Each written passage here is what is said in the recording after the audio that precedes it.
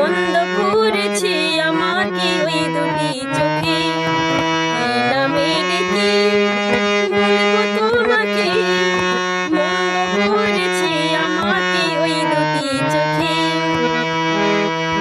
পালাতে পারিনি আমি যে দিশাহারা,